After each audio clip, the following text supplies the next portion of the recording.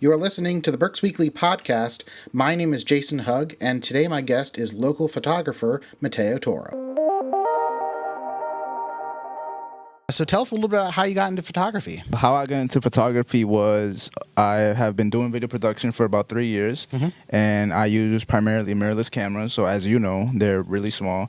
And everywhere I would go to film an event or film a video, people would think I was actually the photographer just because of the size of the cameras. They expected a TV style broadcast camera. And I would be like, no, I'm the videographer. You're just doing videos, yeah. And over 3 years, I figured, everyone thinks I'm a photographer. I should learn this style of this medium as well. I mean, it sounds like a business opportunity. There's demand there. So I decided to learn photography while I was traveling Colombia last year. Okay. And that's kind of really how I got into it. Into the photography, then. Into photography, yeah. So, but you said you were already doing video in Colombia then, right? So tell us a little bit about that trip. So Colombia, I primarily went out there simply because, well, I had just graduated college. Okay. And I figured this is the perfect time to do one of those crazy, one-in-a-lifetime backpacking trips just because I'm out of college. I don't have student loans hitting me just yet. I don't have kids, big priorities. Perfect opportunity, perfect time to travel. So time to get away. Yeah, time to get away, exactly. And so while I was out there, I primarily just wanted to travel, but also to really get my foot in the door into travel content, travel photography, and working with tourism boards. That's something that I really wanted always to do. So yes, I was going out there to just have fun, but as well as being focused and serious on the next style of my business. So what are the travel tourism boards looking for? So tourism boards, they really want to show off the best of their country, or if it's a local tourism board, of their city or their county. They want either the best photo that you can possibly think of, or a video that really shows the ins and outs of the city, what people are looking for already on Google. So that's a great way for an aspiring person who wants to work with tourism boards or travel content. Like, just go on Google, see what people are searching, and maybe make some content out of that. And that's what was my goal going into Colombia. Like, I know it was the cities I had toured out, and I made an itinerary, and I knew the kind of videos that I wanted to make from my style. So they didn't necessarily contract you to do that. You submit it essentially to them. Yeah, I went out there with no contacts, no business networking. It was more of like, let me make a video myself, and then tag them on Instagram, tag them on Twitter, send it to them directly through an email, and hopefully they will pick it up, or see it themselves and then say, hey, we want to work with you. Did they end up picking it up? And ended up picking up. Did a few photography jobs with them, and some videos as well. Okay. Of what? So it's personally, my best photo out of Colombia last year was in the lost city of Colombia. It's about 600 years older than Machu Picchu, and the photo took 4 days to get because you literally had to walk 4 days to just get to the destination. And so it's this ancient relic place where indigenous people used to live in the middle of the jungle, and I was able to work with the tourism board on that project right there. That was my favorite project, working with them. Yeah, I'd say a lot of people don't realize what's behind a photo a lot of the time. How much work it really takes to get something. When you say that's 4 days, that's, like I said, that's hiking in. That's there's a whole bunch of production work in there just to get a single photo.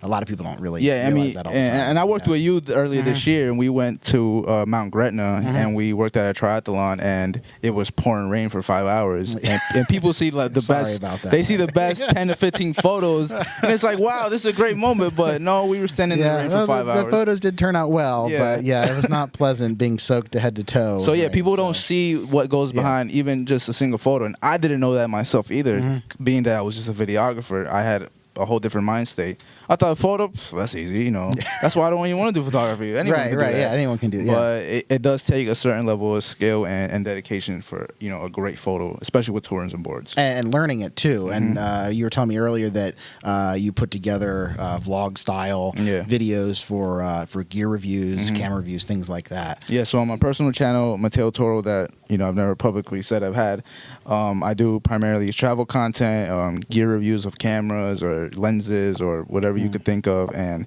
that's mainly the focus on that channel. And that's where I was placing these videos from Colombia, and tagging them and titling them a certain way. That way, hopefully, somebody from the tourism board will see them as well, and just a new audience as well. You always, especially in in a digital world that we live in, you do want a global audience. And right. So, and that's, a lot of social media gives you that too. Exactly. So it's a great way to really, if you don't have the contacts or the personnel to contact yourself, just put out content yourself and market it on your own. Yeah, so you also do a lot of work locally. Tell me a little bit about what you do here in Reading. So, funny enough, I did start a company right before I left Colombia, Rhetorical. That is my video production company. So I work here for 2 months, and then I leave to Colombia for almost 6 months. And while I'm in Colombia, everyone's like, hey, we need videos. I'm like... Here in Reading. Reading. I'm like, wow, well, I'm kind of far away. I might come back. Who knows? Yeah. But, eventually... this is home. This is where I grew up. This is where I went to school at. This is where I went to college at. So I decided it was a great idea to come back. I had my home base here, and I had enough context to maybe hopefully make this video production thing a full-time job, because I didn't apply for any corporate jobs after college.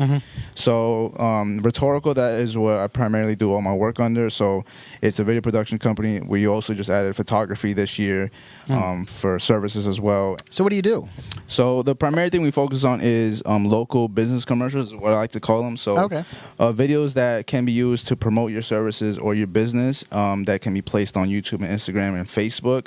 But also we also provide content services. So if you don't want to go just a overly promotional route, like this is my business, this is where we're located at, then I also offer content services where we could shoot content once a month or twice a month or 3 times a month to keep promoting your business in a really more personal level, to connect with the community, to show off what you are doing, and also in that sense promote your business just indirectly. Yeah, so it's a little bit more than I guess your typical marketing or even advertising, coupons or things like exactly that. Like if a business wants me to do like a commercial for them, it'll be 30 seconds to a minute. It's like, this is us, this is where we are, this is what we do, come check us out. And that's kind of simple, and that works, don't get me wrong, but nowadays people have the option of just keep scrolling. Right, yeah. And they want to connect more on a personal level. So content is really more of the bulk of my business. So you had an opportunity to teach at RAC this summer, I heard? Yeah, so I had an incredible opportunity to teach digital photography, digital media this summer at RAC with Upper Bound. It's a program between RAC University and Reading High School. So it was a summer program for over 3 weeks that I got to work with high school students from Reading High from 9th to 12th grade. And it was an amazing opportunity. I never thought that I would teach one day, let alone so new into photography that I would be teaching this to other people, especially younger folks. And the caveat was I was only able to use smartphones. So it wasn't like we had actual DSLRs or mirrorless cameras. I personally had to go into and learn how to use a smartphone for photography as well. So within that program, I had a lot of fun. It was a great experience. And, I want to shout myself out. The students rated my class the highest. But I also had the fun class. So, So, but within that, I did have opportunity to teach a student documentary photography, because they were just doing it on their own. And it wasn't in the curriculum, but because they're putting together a documentary. Right, they were putting a documentary, and within that, I really saw how much they enjoyed it and how kind of simple they were just sharing their art, that I kind of wanted to step back and, hey, I want to try this myself as well. Like, I am doing a lot of business stuff, commercial stuff. I want to maybe make art in a sense myself. I guess I've never been like an artist, more from the prism's perspective. So I decided I wanted to go to Cuba. Cuba is always something that's interested me. I've never known really anything about it other than it's a communist country. And the doors just opened up a few years ago. So I figured, now it's time to go. Now it's time to go. So I only spent there 3.5 days. And literally all I did was I would walk, 10 to 13 miles a day just shooting photos. I didn't shoot any video down in Cuba. I really wanted to master documentary photography and just capturing moments that... Like street photography? Street photography, yeah. Like, I can't go back to Cuba tomorrow and get the photos I got while I was in September. So, so a little bit different objective than Colombia, then. Right, 100%. Colombia was like from a business standpoint, like tourism standpoint, show off the best of the best. Cuba was like, let me capture a moment. Let me show what's real and something that can't be replicated. Just to push myself in another style of photography. Because there's so many, so many places you could go with a camera. So this is something I wanted to try. So you brought a few prints from Cuba. Yeah, so I had no goal in Cuba. It was just to take photos myself personally, but, I thought they looked pretty good. And I guess you can be the judge for that. Judge of that. You can be the judge for that. I thought they were pretty good photos. And when I came back, I had so many because I was, walking around for 10 and 13 miles. That how many photos did you take down? I have over 5,000. Oh, wow. Not all 5,000 are great, but I have enough that I'm actually going to release a coffee table book next year.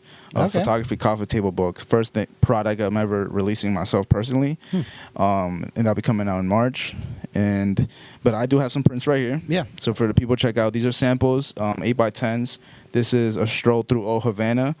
Again, it's a moment that I just captured. I don't even remember taking this photo, but it was in my SD card when I got back, So it's something that 5,000 photos. Yeah, exactly. So it's something that's special because it's just a moment in time, So we have that one. That's actually my most popular print right now. Oh, okay. I'm selling them in 16x20, so double the size of these.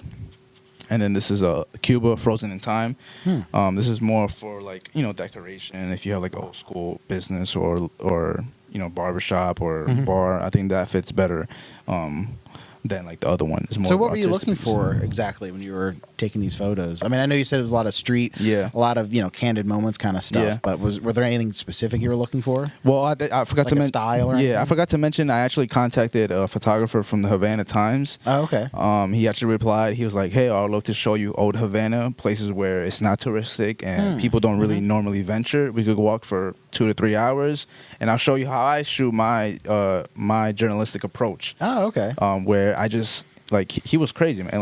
I was walking behind him in like a crowded area, and he would literally just grab his camera and snap a photo in front of someone. Like he's like this close to them, and you would think maybe this person's gonna punch him or or is gonna kick the camera out of his face. But I think that's something I learned from him that is more.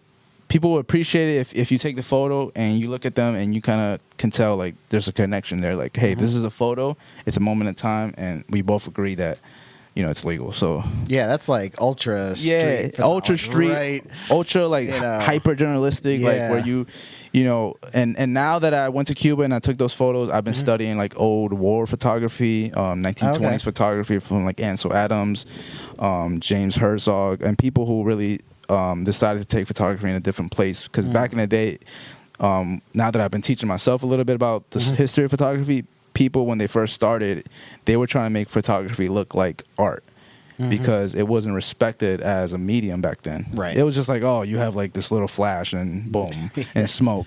Yeah. And artists who painted and did murals are that's not art. And that's kind of how photography really became what it is as far as a little bit more time to kind of put it together. It wasn't as more of a snap. 100%. So my approach was, let me just really get better at not being afraid of taking a photo on a street without any permission. Let me get better at capturing this moment that no one else is seeing right now. Taking a good look around and seeing, oh, that's a great moment. Boom.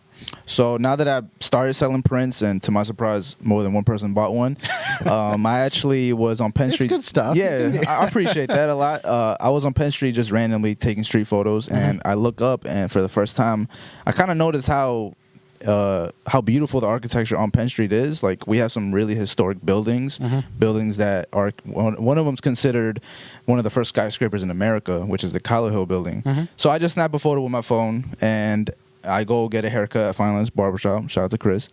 And one of your clients, right? Yeah, one of my clients. one of my barbers too. And I show him the photo on my phone. He's like, "Yo, I love this photo. I need this printed. Can you go back and get this photo, taken, so you could blow it up and frame it for me?" And that's pretty cool because now I have this moment where I could teach a younger person, a student, that hey, look, always be taking photos because you never know how great it might be. Right. That someone is willing to pay for them, and you might not think it's a great photo, but someone else will, and that's kind of like the art thing that is hard to understand. Yeah. So so I took 2 photos of the historic buildings on Penn Street, the Colombia Hill building and what was considered the Berks Community Trust building. Okay.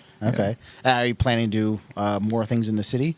Yeah, I really want architecture or any. Yeah, well, funny enough, I wanted to be an architect one day, which hopefully when I'm 50 and with gray hair, I'll do that at some point. But I want to really start exploring Reading a bit more now with open eyes and a different perspective. Going to Cuba, going to Colombia, and even this moment with the Penn Street photos to really see how much great things there are, not just in Reading, but in Berks County. So where can we find some of your work locally? So if you want to find my work, you can go to my website, rhetorical.com/prints/. I have the prints that I have for sale right now on there. You can buy them directly through the website, or you can contact me, message me, send me an email.